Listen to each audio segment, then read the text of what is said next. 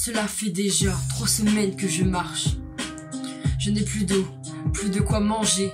Je ne sais même pas où je vais. Je n'ai rien qui me rattache à la vie. Plus aucun espoir. J'aimerais juste te revoir. Mais où? De l'autre côté de la frontière? Ou bien au ciel? Peut-être en enfer.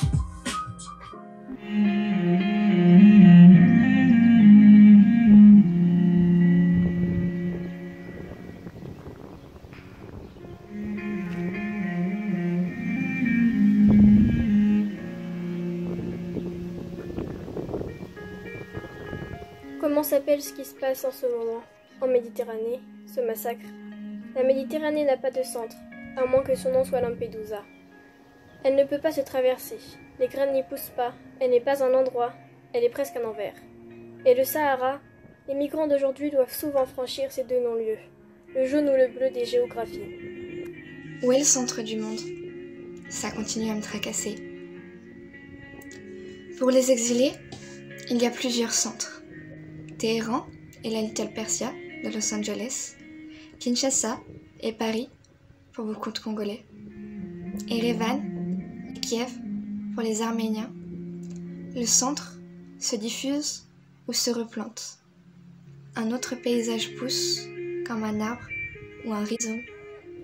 Et les exilés sont parfois des jardiniers involontaires avec des graines sous leurs semelles. Où va se replanter la belle Alep? Où se redépose Bagdad, qui fut le centre d'un monde?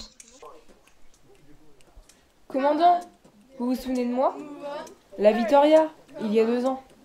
Cela me semble étrange, parce que 2 ans ont passé, mais je n'ai rien oublié. Ces visages que je pensais avoir effacés de ma mémoire se représentent à mon esprit avec précision. Oui, je me souviens. J'ai quelque chose à vous demander. Si vous m'aviez forcé, je me serais accrochée, ou j'aurais sauté par-dessus bord. Je suis prête maintenant. Non, il va falloir me laisser un peu de temps, avant que je puisse finalement vous répondre. J'ai quelque chose à vous demander. Une fois notre voyage payé, il a fallu attendre que le bateau soit prêt. On a attendu. Le bateau m'a semblé énorme. Une haute silhouette immobile. Tout le monde parle à voix basse. Les passeurs ont donné des ordres. Tu verras, quand viendra mon tour là, je ferai le bon choix, en souvenir de toi. Allons danse encore, sur les mêmes musiques, les mêmes pas. On s'embrasse encore plus fort, comme si c'était là la dernière fois. Si loin que tu pars, ton sourire en écho, reste là sur ma peau.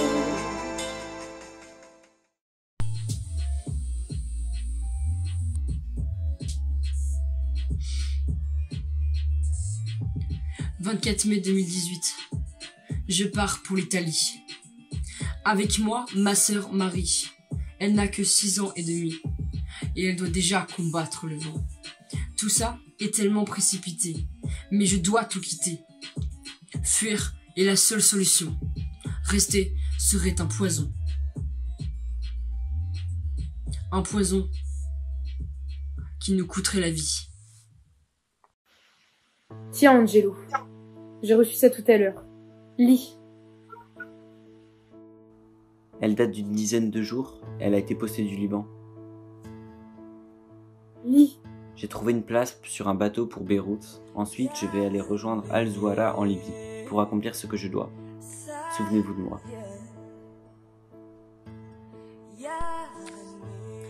Massambalo, le dieu des émigrés. Massambalo à Massala ou Legbe. Il a plusieurs noms. Tout ça, à lui seul? À lui seul. Il vit terré dans un trou dont il ne sort jamais. Alors, comment on sait à quoi il ressemble? Lui? On ne sait pas. Mais il a des esprits. Il a des esprits qui voyagent pour lui. On les appelle les ombres de Massambalo. Elles sillonnent le continent, du Sénégal au Congo, de l'Algérie au Bénin. Elles peuvent prendre différentes formes. Un enfant gardant les chèvres, une vieille femme au carrefour des chemins, un chauffeur de camion, Ces ombres ne disent rien. C'est à travers elles que Massambalo voit le monde. À travers elles, il veille sur les centaines de milliers d'hommes qui ont quitté leur terre. Comme nous! Oui, on ne les voit qu'une fois. Elles ne révèlent jamais qui elles sont. Il faut s'approcher, doucement, avec respect, et demander. Massambalo!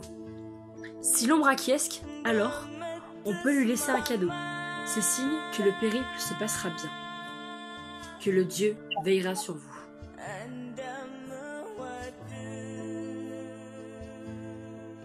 Qui t'a dit de t'arrêter là? Tes parents? L'église? Les livres? Qui? Tes amis? Qui t'a dit de t'arrêter ici? On vient tous du même endroit, on est tous les mêmes. On est tous les mêmes. Et pourtant... En 2014, vous avez laissé 17 000 d'entre nous mourir ou disparaître en Méditerranée. Pourtant... 450 millions, tous les mêmes, n'ont pas accès à l'eau potable. Et pendant ce temps, nous gaspillons l'eau à outrance parce qu'elle coule à flot dans nos pays. Mais nous, on n'a même pas d'eau pour survivre. Tous les mêmes. Et pourtant...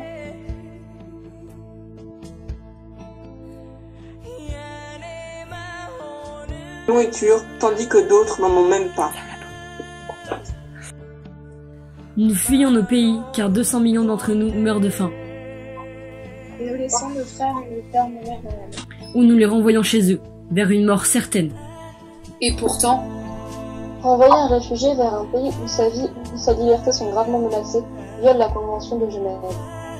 L'obligation pour les navires de prêter assistance aux navires en détresse est consacrée par l'usage et dans les traités internationaux. Mais alors, que fait-on?